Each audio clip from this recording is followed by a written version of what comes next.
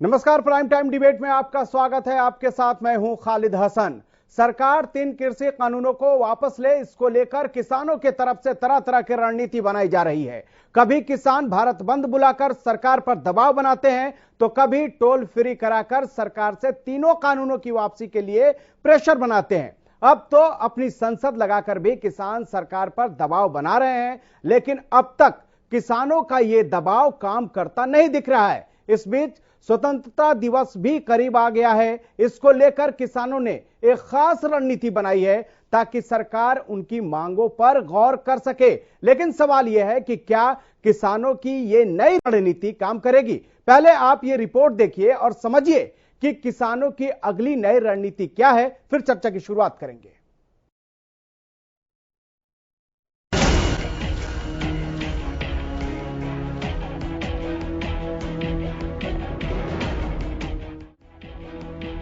कृषि कानून के खिलाफ 8 महीने से आंदोलन कर रहे किसानों और सरकार में अब तक बात नहीं बनी है। किसान अपनी संसद लगाकर भी सरकार से अपनी बात मनवाने में कामयाब होते हुए दिखाई नहीं दे रहे हैं। इसी को देखते हुए अब किसानों ने सरकार पर दबाव बनाने के लिए अगली रणनीति का ऐलान भी कर दिया है। धर्मनगरी कुरुक्षेत्र में किसानों ने गुरुवार को मीटिंग कर नई रणनीति की घोषणा की। किसानों ने ऐलान किया है कि स्वतंत्रता दिवस के मौके पर वो किसी भी नेता को कुरुक्षेत्र में तिरंगा नहीं फहराने देंगे। हालांकि साथ ही ये भी साफ कर दिया है कि अगर प्रशासन के लोग झंडारोहण करते हैं तो उसका किसान स्वागत करेंगे। इसके साथ ही अन्नदाताओं ने 15 अगस्त को दिल्ली कूच का भी ऐलान किया है। सिंह चुनौनी की जो हमारा जो गुट है, तो हमारे को तारीख मिली है 15 अगस्त की दिल्ली कूच के लिए। तो उसकी तैयारी करने के लिए आज ब्लॉक जो प्रधान, हमने सभी जितने भी हमारे ब्लॉक प्रधान हैं, जितने पदाधिकारियां, सभी को यहाँ पर आज बुला करके उनकी ड्यूटियाँ लगाने का काम आज हम कर रहे हैं। और ज़्यादा से ज़्यादा संख्या में हम 15 अगस्त को कम से कम करीब 2500 कारें यहाँ से जाएंगी और मोटरसाइकिलें जाएंगी और बड़े शांतिपूर्ण ढंग से। और हमारे गाड़ियों पे एक तरफ तिरंगा झंडा होगा, एक तरफ हमारा किसानी झंडा होगा और बड़े प्यार से बड़े हम एक अलग ही मैसेज देंगे समाज में कि हमारे किसान जो है वो बड़े शांतिपूर्ण ढंग से आंदोलन करना जानते हैं।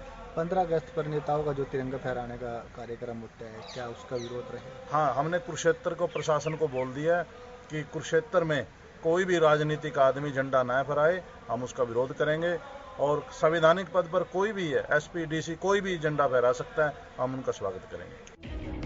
वहीं प्रदेश के शिक्षा मंत्री कंवरपाल गुर्जर ने किसानों के इस ऐलान को दुर्भाग्यपूर्ण करार देते हुए कहा कि 15 अगस्त किसी पार्टी का नहीं है बल्कि सभी का है। ऐसे में 15 अगस्त के कार्यक्रम में बाधा डालना सही नहीं है। मैंने तो पहले भी किया, अगर इस प्रकार की कोई बात मेरे ध्यान में अभी तक आई नहीं है कि कहाँ उन्होंने कही, और अगर कही तो निश्चित तौर से दुर्भाग्यपूर्ण है और बिल्कुल गलत है ये बात। 15 अगस्त जो है वो पूरे देश का एक उत्सव है। उस दिन देश आजाद हुआ था और हर आदमी उसको मनाता है और देश के सम्मान का प्रतीक है। तो कोई भी अगर आदमी उसमें बाधा डालता है तो मैं समझता हूँ कि बिल्कुल बेहद गलत है। और अगर उनको लगता है कि उन्हें 15 अगस्त मनाना, तो निश्चित तौर से उन्हें मनाना चाहिए, क्या दिक्कत है? 15 अगस्त तो सबका है, कोई किसी पार्टी का थोड़ी है 15 अगस्त। ना किसी पार्टी का है, ना किसी एनजीओ का, ना किसी संस्था का, ना किसी एक वर्ग का, ना किसी एक बिरादरी का, सारे देश का है 15 अगस्त, वो भी मनाओ। किसान 26 नवंबर 2020 से ही दिल्ली के बॉर्डरों पर डटे हुए हैं। इस बीच हरियाणा में कई जगहों पर किसान बीजेपी जेजेपी नेताओं के कार्यक्रम का विरोध कर चुके हैं। लेकिन जिस तरह से उन्होंने 15 अगस्त पर मंत्रियों और नेताओं की नो एंट्री का ऐलान किया है, उससे टकराव की स्थिति उत्पन्न हो सकती है। देखिए, पहली बात तो ये है कि राष्ट्रीय ध्वज को फहराना देश के किसी भी नागरिक का कानूनी अधिकार है, लेकिन उसके लिए कुछ नियम हैं। नियमों के तहत देश का कोई भी नागरिक अपने राष्ट्र ध्वज को फहरा सकता है। और जहां तक मंत्रियों की बात है, जनप्रतिनिधि होने के नाते उनका यह अधिकार और मजबूत हो जाता है। लेकिन कुछ स्वयंभू नेता इस तरह की बातें करके कहीं ना कहीं प्रदेश में अराजकता का माहौल पैदा करना चाहते हैं। और ये वो लोग हैं जो अपनी इन बातों से अराजकता तो फैला ही रहे हैं, लेकिन ये उन लोगों का समर्थन करते हैं जो लोग, एक किसान नेता ने जब खालिस्तान की आलोचना की और उसको निष्कासित कर दिया जाता है, मतलब खालिस्तान की आलोचना ये बर्दाश्त नहीं कर रहे, लेकिन अगर कोई राष्ट्रीय ध्वज फहराता है तो उसके ऊपर ये कहते हैं कि हम फहराने नहीं देंगे। तो इससे आप इनकी मानसिकता को समझ सकते हैं। किसान अपनी मांगों को लेकर कितने दृढ़ संकल्प हैं, इसका अंदाजा आपको जंतर मंतर की तस्वीरों को देखकर लग जाएगा। भारी बारिश के बीच उनके कदम नहीं डगमगाए। किसानों ने जंतर मंतर पर गुरुवार की संसद की कार्यवाही पूरी की। इस दौरान जहां आसमान से बारिश हो रही थी, तो वहीं किसानों की संसद में पानी भी भर गया था। ये तस्वीर किसानों के दर्द को बयां करने के लिए काफी है। एक तरफ किसान सरकार पर दबाव बनाने के लिए संसद चला रहे हैं, तो अब दूसरी तरफ 15 अगस्त को नेताओं की नो एंट्री का भी ऐलान कर रहे हैं। ऐसे में सवाल यह है कि अगर स्वतंत्रता दिवस पर नेताओं को किसान रोकेंगे और टकराव की स्थिति पैदा होगी, तो उसका जिम्मेदार कौन होगा? Bureau report, Haryana news. उन्होंने अपनी अगली रणनीति का ऐलान कर दिया और इसके तहत 15 अगस्त को कुरुक्षेत्र और जिंद में किसानों ने कहा है कि वहां पर नेताओं की एंट्री नहीं होने देंगे, नेताओं को झंडारोहण नहीं करने देंगे, झंडा फहराने नहीं देंगे। लेकिन इसके साथ ही किसानों ने कहा कि अगर प्रशासन के अधिकारी, अगर प्रशासन के लोग झंडारोहण करते हैं, झंडा फहराते हैं, तो उसका वो स्वागत करेंगे, उसका वो विरोध नहीं करेंगे। लेकिन सवाल यह है कि आखिर कब तक ऐसे ही जो किसान हैं वो लगातार अपना जो विरोध जारी रखेंगे, क्योंकि 8 महीने का वक्त गुजर गया और 8 महीने का समय कोई कम समय नहीं होता है। सवाल यही है कि आखिर इसका अंत कब होगा, क्योंकि एक तरफ दिल्ली में भी, तस्वीरों में भी आप देख सकते हैं कि भारी बारिश के बीच आज दिल्ली में किसानों ने अपनी संसद लगाई। एक तरफ देश की संसद है जो चल नहीं रही है, विपक्ष के हंगामे के बाद से लगातार देश की संसद की कार्यवाही स्थगित हो रही है, तो दूसरी तरफ जो किसानों की संसद है वो रोज चल रही है। बारिश के बीच छत का साया नहीं है सर पे, लेकिन उस बारिश के बीच भी जंतर मंतर पर किसान डटे हुए हैं और 3 कृषि कानून की वापसी की लेकर वो लगातार मांग कर रहे हैं। लेकिन अभी इस पर बात बनती हुई दिखाई नहीं दे रही है, क्योंकि करीब 6 महीने से सरकार और किसानों के बीच बातचीत की डोर टूट गई है। बातचीत की बात दोनों तरफ से की जाती है, किसानों की तरफ से भी कही जा रही है कि अगर सरकार बातचीत के लिए बुलाएगी तो वो जाने के लिए तैयार हैं। उधर सरकार की तरफ से भी कहा जा रहा है, कृषि मंत्री की तरफ से भी कहा जा रहा है कि वो बातचीत के लिए तैयार हैं, लेकिन किसान कह रहे हैं कि हम सशर्त बात के लिए तैयार नहीं है। ऐसे में सवाल यही है कि आखिर कब तक इसी तरह से किसानों का आंदोलन चलता रहेगा, कब तक इस आंदोलन का अंत होगा, क्योंकि 8 महीने से किसान लगातार दिल्ली के बॉर्डरों पर बैठे हुए हैं। दिल्ली के बॉर्डरों पर बैठने का यह 8 महीने का वक्त है, लेकिन इससे पहले हरियाणा और पंजाब में इससे पहले ही आंदोलन शुरू हो गया था और तब से किसान लगातार अपनी मांगों को लेकर प्रदेश के अलावा देश भर के कई राज्यों में प्रदर्शन कर रहे हैं। कई राज्यों के किसान नेता भी दिल्ली पहुंचे हुए हैं और लगातार सरकार पर यह दबाव बनाने की कोशिश कर रहे हैं ताकि सरकार उनसे बातचीत करे, ताकि इस समस्या का समाधान हो। 8 महीने का वक्त गुजर गया, अभी तक इस पर कोई संकेत भी नहीं ऐसा मिल रहा है जिससे अंदाजा लगाया जा सके कि इस विवाद का अंत होगा। अंत होता नहीं दिखाई दे रहा है। किसान अपनी मांग पर, जो उनकी मांग थी कि 3 कृषि कानून को सरकार वापस ले, एमएसपी की कानूनी गारंटी दे, उस पर आज भी वो कायम है, लेकिन सरकार तीनों कृषि कानून वापस लेने के लिए तैयार नहीं है, साथ ही एमएसपी पर कानूनी गारंटी भी देने के लिए तैयार नहीं है। और यही विवाद है जो अब तक खत्म नहीं हुआ है। किसान कहते हैं कि सरकार कानून वापस ले, उन्हें किसी भी कीमत पर मंजूर नहीं है और इसी को लेकर किसान जो है प्रदेश में भी कई जगहों पर बीजेपी जेजेपी के जो नेता हैं उनका विरोध भी कर रहे हैं। कई जगहों से विरोध की तस्वीरें भी हर 1-2 दिन में सामने देखने को मिल जाती है, सामने आ जाती है।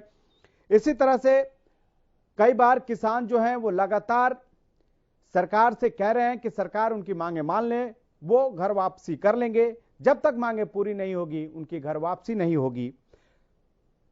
8 महीने का वक्त 26 नवंबर 2020 को दिल्ली के बॉर्डरों पर पहुंचे थे किसान और तब से ही लगातार डटे हुए हैं। एक तरफ गणतंत्र दिवस के मौके पर किसानों ने दिल्ली में परेड किया, उसके बाद हिंसक स्थिति बन गई और अब फिर 15 अगस्त के मौके पर किसानों ने ऐलान किया है कि वो जो नेता हैं उनको झंडा फहराने नहीं देंगे अपने इलाके में। ऐसे में अगर टकराव की स्थिति पैदा होती है तो इसके लिए जिम्मेदार कौन होगा?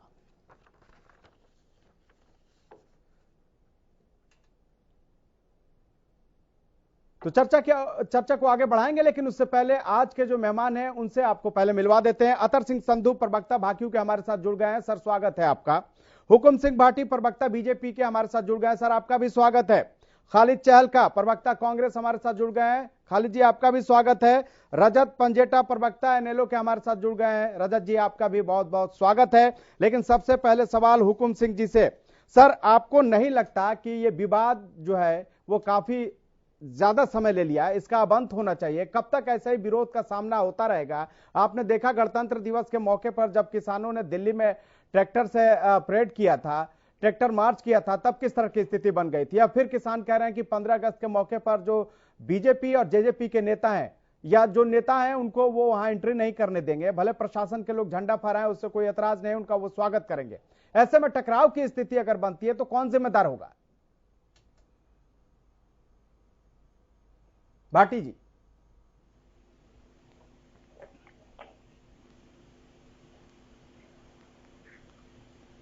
भाटी जी, आवाज मिल रही है? साथ ही हमारे साथ अतर सिंह संधू जी भी हैं, प्रवक्ता भाकियू के बने हुए हैं, किसान नेता हैं। सर, सवाल यह है कि आखिर कब तक आप लोग ऐसे ही डेडलाइन देते रहेंगे? अंत तो दिख नहीं रहा है। किसान संसद भी आप लोगों ने लगाई, लेकिन उसका भी कोई असर सरकार पर दिख नहीं रहा है, तो समाधान कैसे होगा? देखिए, करीब 8 महीने से किसान दिल्ली की सड़कों पर बैठा है और 550 किसान शहीद हो चुके हैं। देश के प्रधानमंत्री ने एक बार भी किसी किसान की डेथ पर कंडोलेंस नहीं किया। बड़े दुख की बात है। जिस देश का अन्नदाता आज दिल्ली की सड़कों पर बैठा है और बारिश के मौसम में, सर्दी के मौसम में, कड़कती गर्मी में उन्होंने 8 महीने बिता दिए, और देश की सरकारों ने सिर्फ किसान हित की, अगर सरकार चाहते भी बीजेपी किसान हित की सरकार है तो सरकार ने कानूनी तो वापस लेना था, एक एमएसपी पे कानून बनाना था। छोटे छोटे बिल है, एक पराली और बिजली पे, वो मुद्दा अलग है, चलो कोई बात नहीं। लेकिन एक छोटी मांग में देश सरकार ने 5.5 किसानों की हत्या होगी, उसमें भी सरकार ने एक जू नहीं रहेगी। सरकार की मंशा नहीं समझ में आती क्या है। नहीं, लेकिन अब क्या रणनीति है? 15 अगस्त को आप लोग क्या करेंगे? बिल्कुल बिल्कुल, जब तक ये तीनों कानून वापस नहीं होते, एमएसपी पे कानून नहीं बनता, तो हमारा दिल्ली में जो प्रदर्शन है बिल्कुल जारी रहेगा। और हम डिस्ट्रिक्ट लेवल पे भी, हम जो 15 अगस्त पे जो स्वतंत्रता दिवस है, जो पर्व है देश का, हम उसका स्वागत करते हैं। और देखिए, अब जब नेताओं का हम विरोध कर चुके हैं तो हमारा विरोध बिल्कुल शांतिपूर्वक रहेगा। और अब बिल्कुल काले झंडे दिखा करके हम स्वतंत्रता दिवस तो सबको मनाने का अधिकार है ना, इसे रोका तो नहीं जा सकता है। देखिए, हम रोक नहीं रहे, हम तो सिर्फ अपना शांतिपूर्वक प्रोटेस्ट कर रहे हैं, नाम किसी को नुकसान पहुंचा रहे हैं। देखिए, हम तो कहते हैं नेता हम तो, लेकिन हम उनको जो शांतिपूर्वक प्रोटेस्ट है वो तो हमारा अधिकार है, उसमें प्रजातंत्र बिल्कुल आपका भी अधिकार है और झंडा फहराना नेताओं का भी अधिकार है। स्वतंत्रता दिवस है, किसी पार्टी का तो ये दिवस नहीं है। देखिए, हम तो कहते हैं सरकार की बड़ी बदनामी हो रही है विदेशों में, और सरकार को समझ जाना चाहिए कि वो डब्ल्यूटीओ के दबाव में सरकार है, और सरकार ने किसान हित की सोच करके, देखिए कोरोना काल जो शुरू हुआ था पिछले साल में, तो किसान ने जो काम किया है, देश को भूखे मरने से बचाया है। जो देश का अन्नदाता भूखे मरने से बचा रहा है, उसको आप खालिस्तानी, पाकिस्तानी, उसको आप कितने शब्दों से आप इस्तेमाल करते हो। तो बड़े दुख की बात है कि देश की अभी कुछ दिन पहले केंद्रीय मंत्री ने भी किसानों के बारे में आप शब्दों का इस्तेमाल किया। ठीक है, तो सरकार को सोचना चाहिए कि भाई किसान हित। खालिद जी, सवाल यह है कि ये जो स्वतंत्रता दिवस को लेकर किसानों ने कहा है कि स्वतंत्रता दिवस के मौके पर नेताओं को झंडा नहीं फहराने दिया जाएगा, प्रशासन भले झंडा फहराता है तो उसका स्वागत है। आपको क्या लगता है कि ये एक, चाहे नेता हो या पूरे देश के जो नागरिक है, क्योंकि स्वतंत्रता दिवस सबके लिए अहम है और सबके लिए जरूरी है, क्या उनके अधिकारों का हनन नहीं होगा ऐसा करके? हसन भाई, आपने ही बताया, आपने ही दिखाया कि किसानों ने कहा है कि 15 अगस्त को वो भाजपा के नेताओं को झंडा नहीं फहराने देंगे, लेकिन अगर प्रशासनिक अधिकारी झंडा फहराते तो वो सब उसमें शामिल हैं। ये स्थिति देश में क्यों पैदा हुई? किसानों ने झंडे का विरोध नहीं किया है। इस भारत को कृषि प्रधान देश कहा गया है और कृषि प्रधान देश की सभी को धूमिल करने वाले लोगों के लिए उन्होंने ऐसा कहा है। आप थोड़ा पीछे चलते हैं हसन भाई, महात्मा गांधी जी ने कहा था कि जो कानून तुम्हारे अधिकारों की रक्षा नहीं कर सकते उनकी अवहेलना करना तुम्हारा परम कर्तव्य है, ये गांधी जी ने कहा था। अब जरा सा पंडित जवाहरलाल नेहरू जी की तरफ आइए, जो भाजपा को 7 साल से सपने में दिख रहे हैं। उन्होंने कहा था कि सब कुछ इंतजार कर सकता है, किसान इंतजार नहीं कर सकता, खेती इंतजार नहीं कर सकती। उसके बाद आइए सरदार पटेल जी, जिनकी मूर्ति पर भाजपा ने बहुत सारा पैसा खर्च किया, जिनके नाम से उन्होंने सियासत की, उनकी तरफ से आइए, वो क्या कहते हैं कि किसान मूसलाधार बारिश में काम करता है, कीचड़ में खेती करता है, किसान मरकने बेले से खेती करता है, सर्दी गर्मी सहता है, उसे डर किसका? ये सरदार पटेल जी ने कहा था। स्वर्गीय हमारे देश के प्रधानमंत्री लाल बहादुर शास्त्री जी क्या कहते हैं? जय जवान जय किसान। देश के प्रधानमंत्रियों में अच्छी एक बहुत वैसी शक्ति वाले डॉक्टर मनमोहन सिंह जी क्या कहते हैं कि हम देश के अंदर जो मोदी सरकार, भाजपा सरकार जो किसानों के विरुद्ध जो नीतियां चला रही है उनका डटकर विरोध करेंगे। अब दूसरी तरफ आइए कि हमारे देश के माननीय प्रधानमंत्री नरेंद्र मोदी जी क्या कहते हैं। नरेंद्र मोदी जी ने जब प्रचार शुरू किया, हसन भाई, इन्होंने कहा था कि वो देश देख रहे हैं, इस देश को मैं चैन से कैसे सो जाऊं, सौगंध मुझे इस मिट्टी की, मैं देश नहीं बिकने दूंगा। लेकिन हुआ क्या 7 सालों में? कहीं जब बैंकों का बेचने का नंबर आया तो बैंकों की घड़ी लगा दी बेचने के लिए। जब दूसरी सरकारी संस्थानों का जो हमारे औद्योगिक बड़े बड़े उद्योगों को बेचने का नंबर आया तो सरकार ने उनकी घड़ी लगा दी। ठीक है खालिद इस देश में खेती एक ऐसी चीज थी जिसमें 7 साल से भाजपा की नजर है। अगर उस खेती को हम देख दें कि देश कृषि प्रधान देश नहीं रह जाएगा मेरे भाई। ये भाजपा का षड्यंत्र है। अगर किसान उसका विरोध अपने तरीके से करते हैं। अतर सिंह जी कुछ कहना चाहते हैं, उसके बाद से हम रजत जी के पास आते हैं। अतर सिंह जी, अच्छा ठीक है खालिद जी, हो गया सर। खालिद भाई मुझे बताइए, 60 सालों तक कांग्रेस की सरकार रही। पिछले 10 साल में बीजेपी के 7 साल से पहले 10 साल कांग्रेस की सरकार थी। कांग्रेस की सरकार ने कुछ स्वामीनाथन आयोग की रिपोर्ट बनाई, उसको लागू नहीं किया। तो मेरा यह मानना है कि जितना बीजेपी ने नुकसान किया उससे कम भी कांग्रेस ने नहीं किया। कांग्रेस ने अगर 10 साल में स्वामीनाथन आयोग की रिपोर्ट सीटों के आधार पर लागू कर देते तो खुद रिपोर्ट बना करके आज किसान की हालत, आज ये किसान की हालत में। ठीक है कांग्रेस, खालिद जी जल्दी से जवाब दीजिए, उसके बाद रजत जी के पास पहुंचेंगे। एकदम 10 सेकंड में जवाब चाहिए, उसके बाद से रजत जी। हसन साहब आपको बहुत क्लियर बता देता हूँ, स्वामीनाथन के बारे में सोचा कितने कांग्रेस ने सोचा। इस देश सोच के आपने तो ठंडे बस्ते में रख दिया ना, सोच कर ठंडे बस्ते में रख दिया खालिद जी। अगर लागू कर दिए होते तो आज ये मौका नहीं मिलता।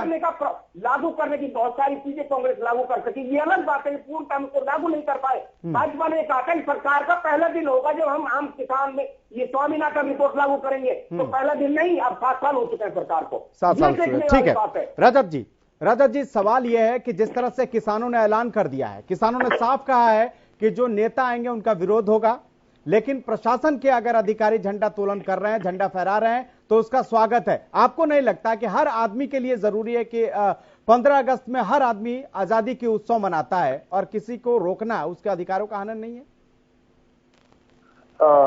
देखिए, किसानों की ने जो बात कही है उसकी गहराई तो अगर आप देखें तो एक तरीके से किसानों ने कहा है कि झंडा ऊंचा रहे हमारा, वो तो झंडा बुलंद चाहते हैं कि झंडा बुलंद हो, लेकिन साथ साथ जो उनकी आवाजें हैं उनको जो दबाया जा रहा है, उनकी आवाजों को, उनकी मांगों को, उनकी मांगे भी बुलंद हो। तो ये कोई नई बात तो है नहीं। 26 जनवरी को भी ऐसा ही सब कुछ था क्या? ये आप बताइए क्या नई बात है? 26 जनवरी को भी पूरे हरियाणा के अंदर बहुत, मुझे लगता है ज्यादातर जगहों पर जो हमारे प्रशासनिक अधिकारी हैं, जो प्रशासन से जुड़े हुए लोग हैं, उन्होंने झंडा फहराया। तो ये तो इनके साथ पहले हो चुकी है ना, सिचुएशन पहले आ चुकी है। लेकिन सर वो कह रहे हैं कि वो झांकियां भी निकालेंगे, विरोध भी करेंगे। अगर टकराव की स्थिति पैदा होगी, जिम्मेदार कौन होगा? जाहिर सी बात है कि 8 महीने का वक्त हो गया तो किसानों में भी कहीं ना कहीं गुस्सा होगा। देखिए, अगर आप देखें तो ये कोई भी पार्टी अगर जो सच में ही अगर ये बोलते हैं तो 8 दिन भी कोई आंदोलन ऐसे बारिश में, धूप में, ठंड में, अभी 2-2 फीट पानी भरा बरसात के अंदर, सारे के सारे टीकरी सिंघू बॉर्डर पे जितने किसानों के टेंट थे वो सब पानी में डूब गए। उनकी कोई मदद करने के लिए कोई प्रशासन का तरफ से कोई उनकी मदद नहीं की गई। कैसे वो दिन रात सड़कों पे पड़े हैं ठंड के अंदर, और 550, 550 के आसपास जो किसान हैं उनकी शहादत हो चुकी है, उनकी मृत्यु हो चुकी है। तो सरकार को देखना चाहिए, एक भी जान जाए वो सरकार की जिम्मेवारी है कि एक जान भी नहीं जानी चाहिए। तो उनकी मूलभूत सुविधाओं की तरफ ध्यान देने की बजाय अगर सरकार ये अनदेखी करेगी, ये तो है नहीं कि सरकार को एक चीज के बारे में मालूम नहीं था। क्या 26 जनवरी को हरियाणा में ये नहीं हुआ? बिल्कुल, 26 जनवरी में पूरे जितने भी डिस्ट्रिक्ट हेडक्वार्टर्स हैं, हर जगह ज्यादातर जो है हमारे जो डीसी हैं या एसपी हैं या कहीं पे, तो उन्होंने ही झंडा फहराया। और हम झंडा बुलंद रहना चाहिए, लेकिन आप किसानों को कब तक नजरअंदाज करते रहेंगे? वो कहीं ना कहीं तो जो सोया है उसको जगाने के लिए कहीं ना कहीं तो कहेंगे ना, वो अपनी मांग उठाएंगे किसी तरीके से कि उनकी तरफ भी ध्यान जाए। देखिए, किसान जो है, जो किसानों की जो मांगे हैं वो बहुत मैं आप ये लगा लीजिए कि जब तक एमएसपी है ना, जो अभी आज तेल के दाम है, जिस हिसाब से महंगाई है बिल्कुल, और जिस हिसाब से खाद के दाम बढ़ रहे हैं, तो हर चीज बढ़ रही है, तो किसान की तो लागत भी नहीं मिल रही। एमएसपी का कानून में अगर ये एमएसपी कहते हैं लागू कर देंगे, जब तक C2 का फॉर्मूला लागू नहीं होगा, और उसके ऊपर देखिए आय दुगनी करने की बात किसने की? आय दुगनी करने की बात भाजपा ने करी। आ गया 2022 भी 4-5 महीने के बाद, कौन सी आय दुगनी हो जाएगी? इन कृषि जो कानून है जो ये लेके आए हैं, इनको काला क्यों कहते हैं? क्योंकि इनकी नियत में खोट है। इनमें एक भी जगह सरकार ये बताए कि वहां कौन सी ऐसी बात लिखी है जो इससे किसान की आय दुगनी हो जाएगी। किसान की आय दुगनी की कहीं बात नहीं है, उसकी लागत भी नहीं मिल रही। अगर आप एमएसपी की भी बात करें आज की डेट के अंदर, जिस हिसाब से डीजल के दाम है, जिस हिसाब से आपको 30-30 ml की शीशियां 2,000-2,100 रुपए की आ रही है किसानों की, सैंपरा की ले लीजिए, क्रोजन की ले लीजिए, सरकार को पता तो करो इन शीशियों की कीमत क्या है, कितने ml की है। ट्रैक्टर की अगर ट्राली की 4 टायर की जोड़ी डलवानी पड़ जाए 72,000 रुपए लग जाते हैं किसान के। आज के महंगाई के दौर में किसानों को एमएसपी में घाटा है, घाटा, मुनाफा नहीं है। अतर सिंह जी, आय दुगनी करने की बात करते हैं, आय दुगनी कैसे करेंगे? ये बताएं तो आय दुगनी कैसे करेंगे? राजा जी ठीक है। अतर सिंह जी, सवाल ये है कि लगातार 8 महीने से आप लोग आंदोलन कर रहे हैं, भारत बंद बुलाया आपने, टोल फ्री भी कराया आप लोगों ने, इसके अलावा तरह तरह के कार्यक्रमों के माध्यम से सरकार पर दबाव बना रहे हैं, लेकिन 6 महीने से आप लोगों की बातचीत नहीं हो रही है। ऐसे में कैसे उम्मीद की जा सके कि इस आंदोलन का करीब में अंत होगा? ऐसा तो कुछ दिख नहीं रहा है। देखिए असद भाई, कारण क्या है? हमने कभी भी सरकार से ये नहीं कहा भी सरकार, हम तो कहते सरकार बुलाए। अब देश के प्रधानमंत्री ने 4 महीने पहले खुद कहा था भाई एक फोन कॉल की दूरी पर हम तो सरकार एक बात अड़ाई बैठी, कानून तो वापिस नहीं होंगे, हम बातचीत के लिए तैयार हैं। तो उस बातचीत का औचित्य क्या है? हम तो ये कहते हैं भी सरकार अगर किसान हितैषी है, हम तो सरकार के कमिटमेंट पे कर रहे हैं। रेवाड़ी की रैली में देश के प्रधानमंत्री ने कहा था पहली कलम से स्वामीनाथन आयोग की रिपोर्ट C2 के आधार पर लागू करूंगा। चंडीगढ़ में हरियाणा के अभी ओम प्रकाश धनखड़ जी प्रदेश अध्यक्ष से पहले कृषि मंत्री थे, सुभाष बराला जी, अनिल विज जी, सब लोगों ने नगर प्रदर्शन किया था। अभी जैसे हमारी सरकार आएगी स्वामीनाथन की आयोग C2 के आधार पर लागू करेंगे। उसके लिए सरकार ने लागू नहीं किया, सुप्रीम कोर्ट में आप लोग को लगता है कि आप लोग के साथ धोखा हुआ C2 के नाम पे? हाँ, हम इसको लागू नहीं कर सकते। तो सरकार, किसानों ने तो इसलिए वोट दिया था बीजेपी सरकार को। अगर 10 साल तक जो कांग्रेस ने नुकसान किया वो बीजेपी किसानों की भरपाई पूरी करेगी। सरकार ने वादा किया 2022 तक आय दुगनी करेंगे। सरकार ने आय दुगनी करने की बजाय ये कानून और किसानों पर थोप दिए। और जिस तरह से किसानों का नुकसान हो रहा है, जिस तरह से अभी पानीपत में नौलथा गांव में 100 एकड़ जमीन पे अडानी गोदाम बना रहा है, इधर कैथल में कई हजार एकड़ में गोदाम बना दिए। तो ये पहले से सरकार की मंशा थी। अभी ये जो पूंजीपति हैं बड़े बड़े, इनको उन्हें पौने दामों में जमीन दे करके और यहाँ बड़े बड़े गोदाम बना करके हरियाणा पंजाब का जो किसान है जहां एमएसपी लागू है, और यही डर है, किसान को यही डर किसानों में है और वो 3 कृषि कानून वापस लेने की बात कर रहे हैं। ठीक है, हमें यहां पर एक छोटे से ब्रेक के लिए रुकना होगा। जिस तरह से 3 कृषि कानून को लेकर किसान एक तरफ डटे हुए हैं, लगातार किसान कह रहे हैं कि सरकार इस कानून को वापस ले। सरकार ने ऐसा कोई संकेत नहीं दिया, लेकिन सवाल है कि जब बातचीत होगी नहीं तो इस समस्या का अंत कैसे होगा? वक्त एक छोटे से ब्रेक का है, फौरन हाजिर होते हैं। आप देखते रहिए हरियाणा न्यूज़। ब्रेक के बाद एक बार फिर आपका स्वागत है। हम लगातार ध्वजारोहण से नेताओं की नो एंट्री को लेकर हम चर्चा कर रहे हैं और हमारे साथ सारे मेहमान बने हुए हैं। भाटी साहब भी हमारे साथ जुड़ गए हैं, बीजेपी प्रवक्ता हैं। भाटी साहब, सवाल तो वैसे पहले आप ही से था, लेकिन टेक्निकल वजह से आप हमसे नहीं जुड़ पाए।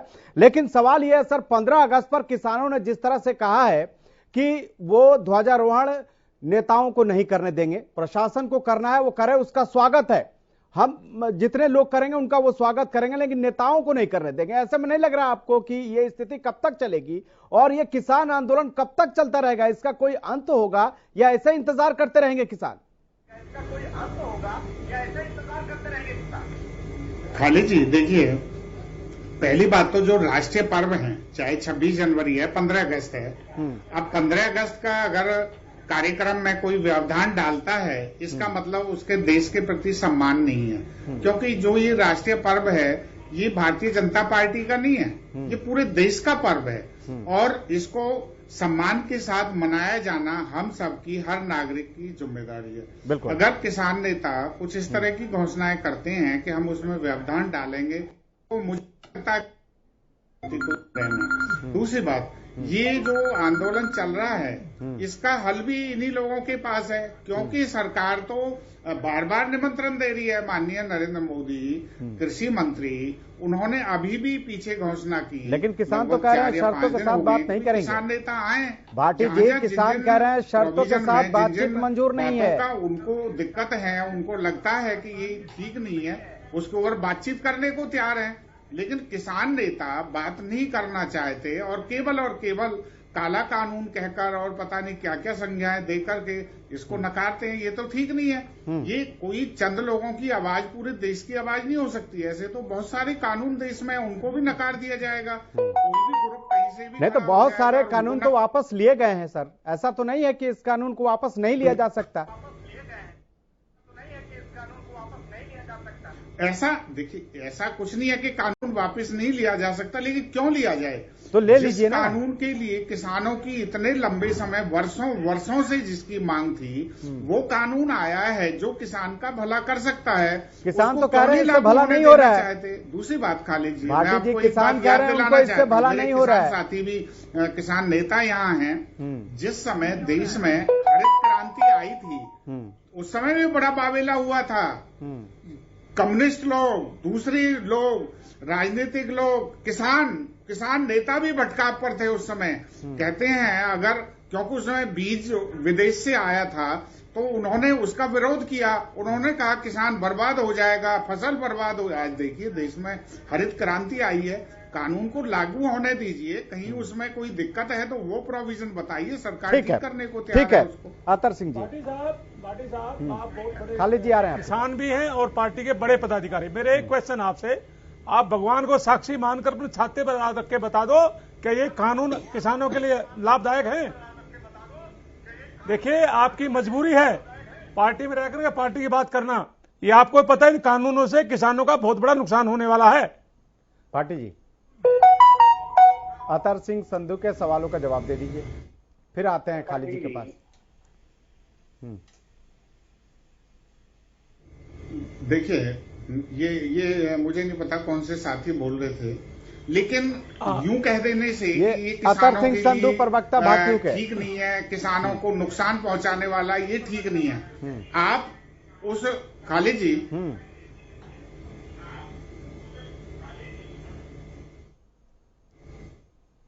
लगता है सर आपकी आवाज ना इको कर रही है। हम जरा खालिद चालका जी के पास चलते हैं। खालिद जी, आप कुछ कहना चाह रहे हैं? हमारे राष्ट्रीय पर्व है और पर्व का विरोध करना देशभक्ति नहीं है। तो भाटी साहब को शायद पता नहीं है, किसानों को उन्होंने सुना नहीं है। किसानों ने राष्ट्रीय पर्व का विरोध नहीं किया है, किसानों ने इस देश में बैठे मौका परस्तों का विरोध की बात की है। ये उनको समझ लेना चाहिए। जो एक कहते थे कि आय दुगनी करेंगे, लेकिन जब सरकार बनी हसन साहब, जब सरकार बनी तो 14 मई 2014 मई को 2014 में क्या कहती है सरकार? क्या कहती है सरकार की बोनस संबंधी इन्होंने एमएसपी पर अगर कोई भी राज्य सरकार 1% की बोनस देगी तो उस राज्य की एमएसपी से खरीद बंद कर दी जाएगी। ये किसानों की आय दुगनी करने की बात, दुगना करने के वादा करने वाली सरकार का वो ऐलान था। दूसरी बार इन्होंने जब ये आए किसानों के विरोध में, तो जो जमीन अधिग्रहण बिल जिसको कांग्रेस लेके आई थी, जिसको किसान की मर्जी के बिना उसकी जमीन का अधिग्रहण नहीं हो सकता था, सबसे पहले भाजपा ने उसको खारिज करने की कोशिश की। पूरे देश में विरोध हुआ, कांग्रेस के नेता श्री राहुल गांधी ने उसका बहुत बड़े स्तर पर विरोध किया, कांग्रेस पार्टी ने उसका विरोध किया। सरकार को वो कानून वापस लेना पड़ा। अभी भाटी साहब कह रहे हैं कानून कैसे ले सकते हैं वापस, कानून कैसे ले सकते हैं? वो भी तो वक्त साहब कानून वापस ले सकते हैं। आप सुप्रीम कोर्ट में हल्फनामा दे कर ये कहते हो कि हम किसी भी कीमत पर किसान को एमएसपी पे, हम किसी भी कीमत पर दुगनी आय उससे खरीद पे डबल उसमें नहीं दे सकते मुनाफा। आप सुप्रीम कोर्ट में आरोप देते हो, मंच पे आप बात कुछ करते हो, जब जनता में जाते हो तो आप कुछ बोलते हो, और जब आप सुप्रीम कोर्ट में जाते हो देश की में आप कुछ बोलते हो, ये आपकी किसान की आय दुगनी करने वाला चेहरा है। अभी भाटी साहब कह रहे थे कि कानून क्यों वापस लिए जाए। भाटी साहब इस देश के अंदर जिस देश को किसानों के बलबूते कृषि प्रधान देश के कहा गया और उस देश का किसान ये कहता है कि आपके बनाए गए कानून और हम कहते हैं काले कानून वो हमारे हित में नहीं है, तो आप क्या मजबूरी में चाहते हैं? हुकुम सिंह जी जवाब दीजिए। बता दे भाजपा, उसमें एक वजह बता दे जो वजह कैसे। ठीक है, खालिद जी जवाब ले लेते हैं। कर देंगे खालिद जी जवाब लेते हैं, बोलिए हुकुम सिंह जी। ठीक है, उनकी आय दुगनी नहीं होगी बल्कि उनका खर्चा दुगना हो गया है। ठीक है, आय घटती जा रही है। भाटी जी आय तो दुगुना हुआ नहीं, 2022 आने में अब 5-6 महीने मुश्किल से बच गए हैं, 4-5 महीने ही बचे हैं। ऐसे में अब आय दुगुना कैसे करेंगे? और 3 कृषि कानून ऊपर से आपने लाद दिया है, किसान कह रहे हैं कि हमारे हित के लिए नहीं है, फिर आय दुगुना कैसे होगी? भाटी जी क्या 6 महीने में हो जाएंगे? जो एमएसपी बढ़ा करके दिया है वो 50%, सुनिए जरा, 50% इंक्रीज करके, मतलब वो 50% इंक्रीज करके दिया है। और जैसे बाजरा है उसका लगभग 90% इंक्रीज करके दिया है। दूसरी बात, बाजरे की खेती किसान की आय को दोगुना करने केवल और केवल एक उपज से नहीं हो सकता। आपने गेहूं में कितना दिया? केवल उपज से नहीं होगा, उसके लिए जैसे अच्छे बीज की है, अच्छे बीज की बात है, खाद की बात है, और बिजली की जाते हैं ठीक से सप्लाई है, तेल तक पानी पहुंचाना, वो सरकार ने सारे काम किए हैं। किसान की जो लागत है उसको कम करना और किसान की आय को दोगुना करना, ये भारतीय जनता पार्टी का मिशन है। लागत कहां से कम हो रहा है? डीजल का दाम बढ़ते जा रहा है, किसान कैसे करेगा खेती? डीजल की कीमतें देखिए आपने कितना बढ़ा हुआ है। अगर डीजल की आप बात करेंगे तो डीजल वो पंप सेट इस्तेमाल करता है पानी के लिए, जीरी की बुआई का समय चल रहा है। आज किसान के ऊपर चर्चा है तो किसान पर चर्चा करेंगे ना, किसान पे ही तो कर रहे हैं। मान लिया, देखिए डीजल पर आप चर्चा करते हैं, मैं बता रहा हूँ, आपने कहा कि हम लागत कम कर रहे हैं, लागत कहाँ से कम होगी? जब डीजल बढ़ेगा तो भी ज्यादा पैसा देना होगा। पूरा खेती जुड़ा हुआ है भाटी जी। भाटी जी आपको शायद पता नहीं है,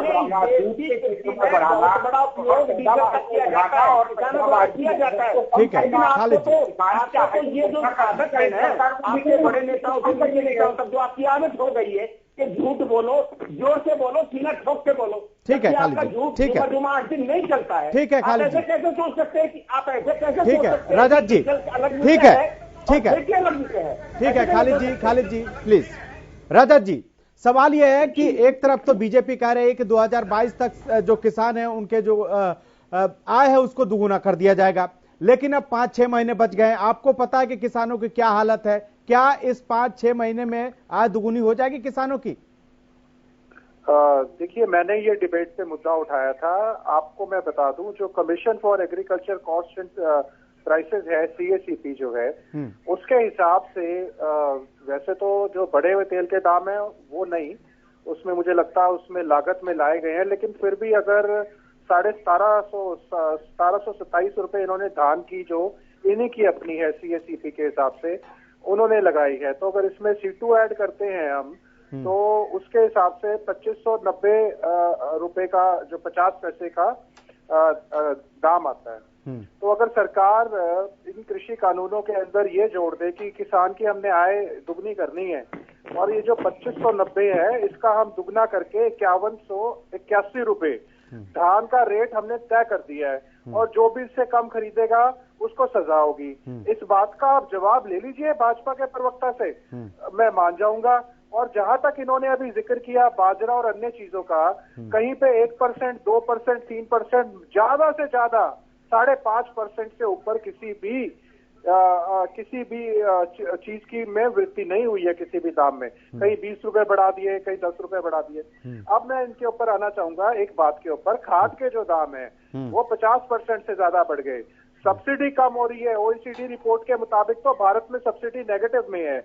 यूरिया के दाम बढ़ गए, ये कहते हैं अमोनिया के रेट बढ़ा दिए इन्होंने 53%। DAP पोटाश का को ये डीरेगुलेट करने चले थे, कहते हैं कि इंटरनेशनल मार्केट में दाम बढ़ गए। अरे जब दाम गिरते हैं इंटरनेशनल मार्केट में तब आप किसान को देते हो क्या? अब ये देखिए, अब कभी भी ये बात डीजल के ऊपर नहीं करेंगे। जिससे सारी खेती होती है। अब कीटनाशक हो गए, इंसेक्टिसाइड हो गए, पेस्टिसाइड हो गए, बिजली होगी, उसकी लेबर होगी, इंश्योरेंस होगी, कंबाइन का खर्चा है, उसके ऊपर पट्टे पे जमीन है, उसके ऊपर किसान कर्ज में डूबा हुआ है। किसान से ही ले लेते हैं ना, किसान नेता से ही ले लेते हैं जवाब। ठीक है रजत जी, ठीक है, कैसे करेंगे ये? तीन चार चीजों पर रजत जी, हसन भाई 3-4 बिंदुओं पर और प्रकाश डालना चाहूंगा। देखिए, फसल बीमा योजना पे सरकार ने जो किसानों के साथ किया, उन जो कंपनियां हैं, प्राइवेट कंपनियों को जो बीमा कंपनी का टेंडर दिया है, उसमें 19,000 करोड़ की सब्सिडी सरकार ने कंपनियों को दे दी। मैं कहता हूं 19,000 करोड़ की जो सब्सिडी थी किसानों को दे देते तो किसानों का भला हो जाता, किसान नुकसान नहीं होता। उसमें पूरी तरह से प्राइवेट कंपनी, मैं तो ये कहता हूं अगर प्राइवेट कंपनी, हम लोग जिस मुद्दे पर रहना चाहिए ना उससे कहीं भटक रहे हैं। मुद्दा हमारा ये है कि 15 अगस्त पर जो विरोध का आप लोगों ने ऐलान उसके किया साथ साथ वो कितना सही है? देखिए, क्योंकि सबको अधिकार है आजादी मनाने की, सबको शांतिपूर्वक प्रोटेस्ट करना, अगर आपका अधिकार है तो दूसरे का भी अधिकार है, इसका ख्याल रखना है। लेकिन आप लोगों ने जो ये रणनीति बनाई है, हो सकता है कि आप लोगों ने सरकार पर दबाव बनाने के लिए रणनीति बनाई हो, लेकिन क्या ये कारगर साबित होगा? देखिए, मैं एक चीज और आपको बताना चाहूंगा। हरियाणा के किसानों का 34.5 करोड़ रुपया इकबालपुर शुगर मिल उत्तराखंड में, क्योंकि गन्ना पिछले साल में 70 हर साल गन्ने पूरी तरह शुगर मिल लेते नहीं। वो कहते हैं भैया बॉन्ड आपका जो बॉन्ड है वो 200 क्विंटल का है, अगर 300 क्विंटल एक एकड़ में गन्ना होता है तो 100 क्विंटल सरकार शुगर मिल लेने से मना कर देता है। तो किसान उसको कहां लेकर के जाए? किसान उसको प्राइवेट शुगर मिलों में लेकर जाता है। अब पिछले 2017 और 18 में इकबालपुर शुगर मिल है उत्तराखंड में, वहां हरियाणा के किसानों ने वहां गन्ना डाला, 34.5 करोड़ रुपया वहां पेंडिंग है, जबकि उत्तराखंड में बीजेपी की सरकार है, हरियाणा में बीजेपी की सरकार है। हरियाणा के मुख्यमंत्री जी को मैंने कई बार हमने बेकायदा रिटर्न में लिख के दिया उनको, भाई ये किसानों का पैसा है, इनको करा जाए। सरकार की कानों पे जू नहीं रेंगती, भाई किसानों के जो पैसा है कम से कम प्राइवेट शुगर मिल कर दबाव डाल करके हरियाणा के किसानों को पैसा दिला जा सकता है। चाहे फसल बीमा योजना हो, चाहे किसान कार्ड है, पूरी तरह से सरकार फेलियर रही है किसानों के प्रति। और किसानों की जो मांगे हैं उसमें मेरा ये मानना है, चौधरी छोटूराम ने एक बात कही थी, जिस देश का किसान सुरक्षित नहीं, देश कभी तरक्की नहीं कर सकता। हमारे प्रदेश और देश का किसान बिल्कुल भी सुरक्षित नहीं है। किसान कर्जदार होता जा रहा है और किसान के हालात बहुत खराब है। किसान डरे हुए हैं 3 कृषि कानून को लेकर, उस डर को आप लोग ठीक नहीं कर पा रहे हैं, निकाल नहीं पा रहे हैं उनके दिलों से जो 3 कृषि कानूनों को लेकर है, और बातचीत तो हो ही नहीं रही है, तो समाधान कैसे होगा? भाटी जी।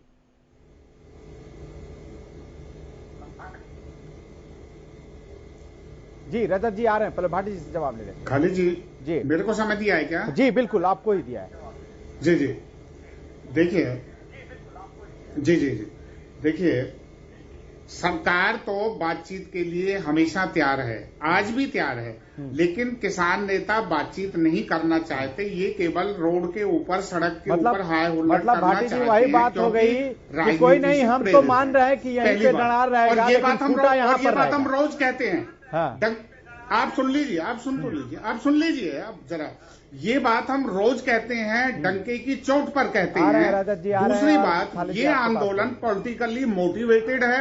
कल आपके ही चैनल पर बैठकर INLD के यही रजत जी कह रहे थे कि कुरुक्षेत्र में जो प्रदर्शन हुआ था हमारे कार्यकर्ता उसमें शामिल हैं। यही तो भारतीय जनता पार्टी हरियाणा प्रदेश में कह रही है कि ये कांग्रेस और अगर आपको लगता है कि किसान वहां नहीं है तो आप एक्शन क्यों नहीं लेते? क्योंकि इनके पास सरकार में तो आप है ना, जमीन तो बची नहीं है अपना अस्तित्व बचाने के लिए। भाटी जी आपको लगता है, भाटी जी आपको लगता है कि वहां पर लोग पॉलिटिकली है, राजनीतिज्ञ से जुड़े हुए लोग हैं, तो आपने एक्शन क्यों नहीं लिया? सरकार ने वो सारे काम किए हैं जिससे किसान की आमदनी बढ़े। जैसे मैंने कहा, टेल तक पानी पहुंचाना है, बिजली के बिल सस्ते करना है, बिजली की उपलब्धता पूरी कराना है। आज हरियाणा प्रदेश में जो कांग्रेस और INLD के समय बिजली देखने को नहीं मिलती थी, 3 घंटे 4 घंटे से ज्यादा कभी मिलती नहीं थी, आज 24 घंटे बिजली आती है।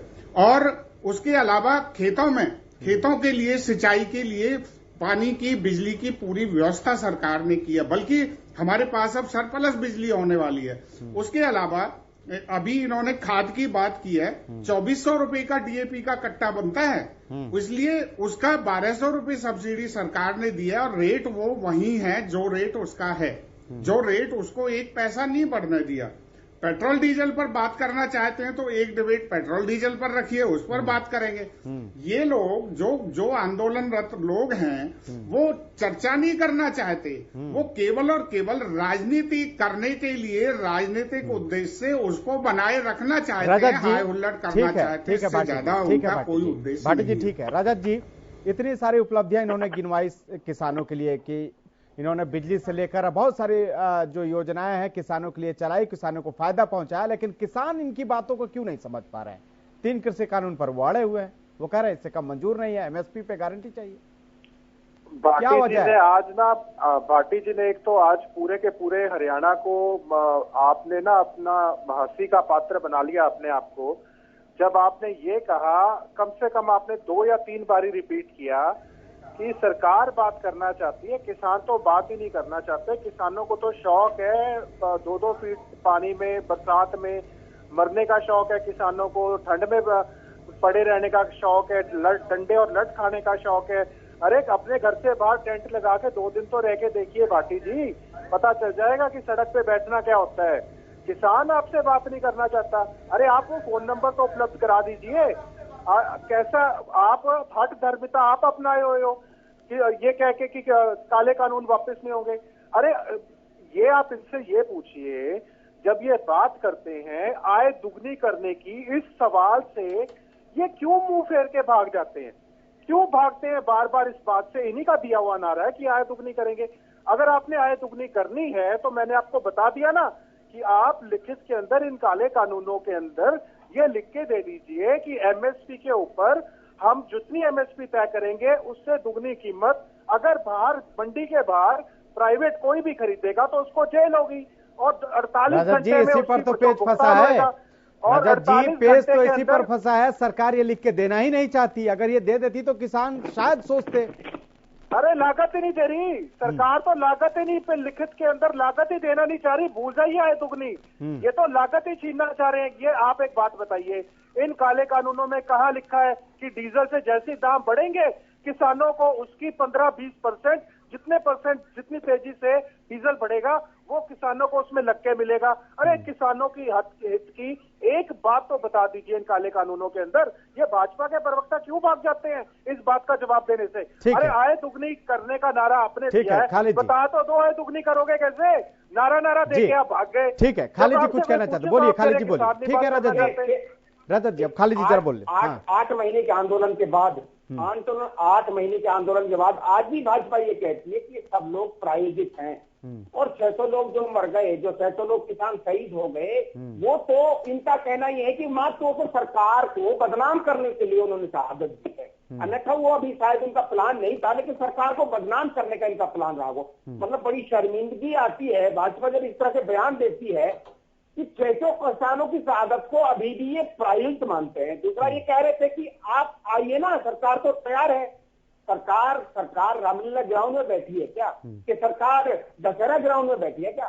सरकार से बात करने की एक व्यवस्था होती है, प्रोटोकॉल होता है उससे बात करने का।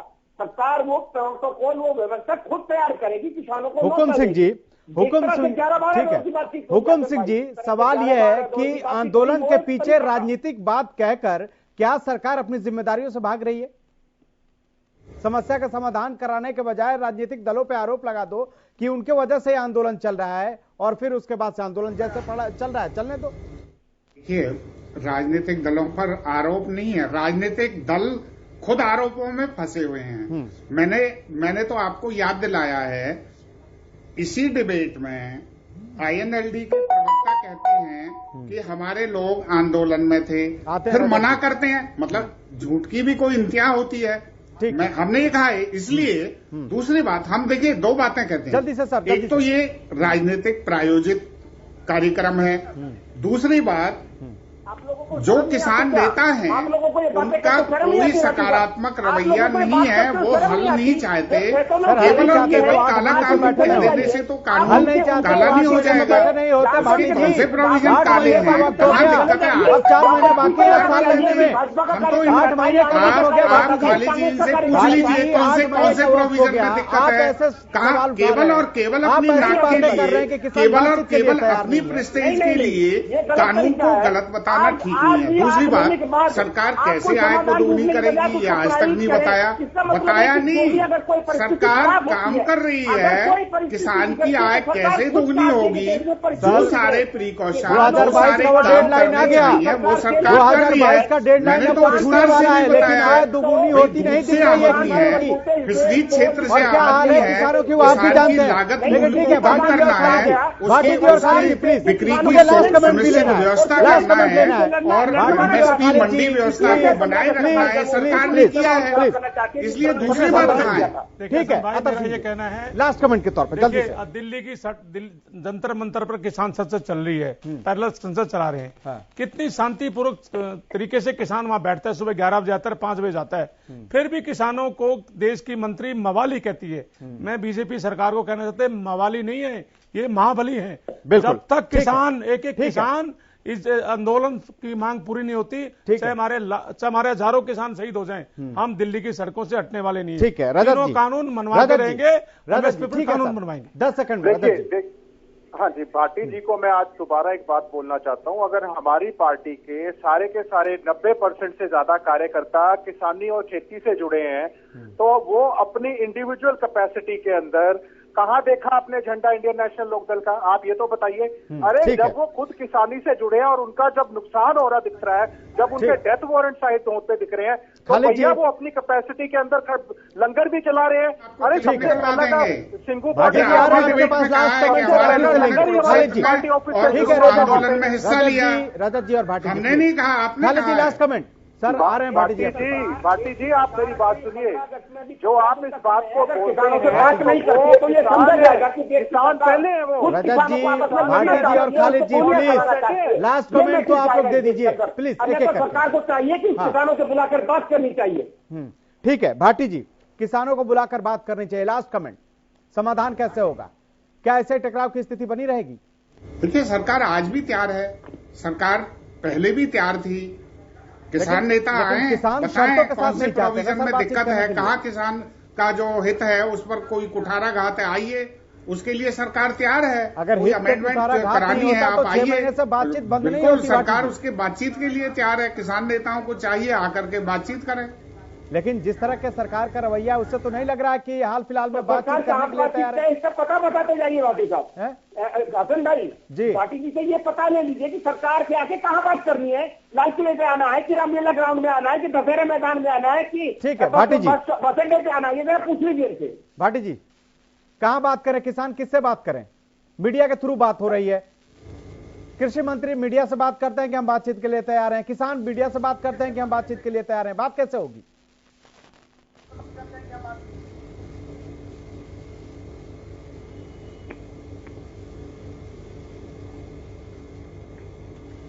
भाटी जी आवाज मिल रही है? भाटी जी आपका पता नहीं, हाँ, बोलिए, आप ये समझ लीजिए उनको आवाज नहीं सुनेगी। बोलिए जी। खालिद जी, मैं कहता हूं, चलिए आप प्रेस की तरफ से एक आयोजन करा लीजिए, किसान नेताओं से मंगवा लीजिए उनकी क्या क्या डिमांड है, आइए बातचीत करिए। सभी नहीं आएंगे। सुप्रीम कोर्ट को वो नहीं जो है मान्यता देते, बातचीत को मान्यता किसान नहीं देते, सुप्रीम कोर्ट को नहीं देते। न लोकतंत्र में विश्वास है, न उनका लोकतंत्र में अगर किसानों को विश्वास नहीं होता ना, इतना धैर्य के साथ वो बैठे नहीं होते धरने पे। सर, आप तमाम गेस्ट हमारे साथ जुड़े, इसके लिए आपका बहुत बहुत शुक्रिया। लगातार जो किसान हैं वो अपनी मांगों को लेकर डटे हुए हैं। अब तो किसानों ने यह भी ऐलान कर दिया है कि 15 अगस्त के मौके पर वो नेताओं की एंट्री नहीं होने देंगे अपने जिले में, चाहे बात हम जिंद की करें या फिर कुरुक्षेत्र की करें। किसानों ने साफ कहा है कि प्रशासन के लोग झंडा फहराएं, उनका स्वागत है, लेकिन नेताओं की एंट्री नहीं होगी, नेताओं को झंडा नहीं फहराने देंगे। ऐसे में सवाल वहीं आकर अटकता है कि अगर जब समाधान नहीं होगा तो क्या इसी तरह से टकराव की स्थिति बनी रहेगी? फिलहाल इतना ही, मुझे दीजिए इजाजत। आप देखते रहिए हरियाणा न्यूज।